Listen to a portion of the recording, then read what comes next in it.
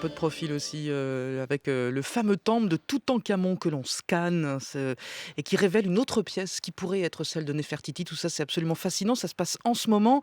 Et le fait est que ce pharaon, sans grande envergure, finalement, Thomas, nous fascine. Il a une réputation de mort qui traîne autour de lui. Tous les ingrédients sont là pour une légende. Le compteur est à moins 93 ans. Oui, on passe d'un mythe à l'autre. Ouais. On est en novembre 1922 et en Égypte, face à Luxor, sur la rive ouest du Nil, Howard Carter, un égyptologue anglais, découvre un véritable trésor. Quelques années plus tard, Carter fait le récit de cette extraordinaire découverte. Je coupais le cordon avec soin, enlevai le sceau précieux, tirai les verrous et ouvris la porte. Dans un silence de mort, le couvercle énorme, pesant plus d'une tonne, a été soulevé de son lit. Un soupir d'émerveillement s'échappa de nos lèvres. Devant nos yeux, le spectacle était tellement magnifique. La sublime effigie en or du jeune roi remplissait l'intérieur. Carter travaillait sous la conduite de Lord Carnarvon, un autre égyptologue anglais qui avait entre ses mains depuis 1914 un permis de fouille dans la vallée des rois.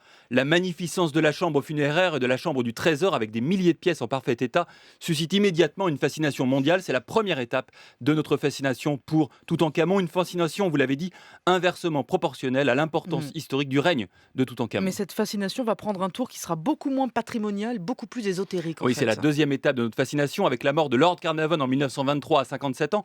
La presse s'empare du sujet. Le tombeau de Toutankhamon est protégé. Quiconque s'en approche est frappé par la mort. La malédiction du pharaon. Agatha Christie publie même dès 1923 une nouvelle avec Hercule Poirot qui s'appelle L'aventure du tombeau égyptien. D'autres morts mystérieuses viendront nourrir la légende.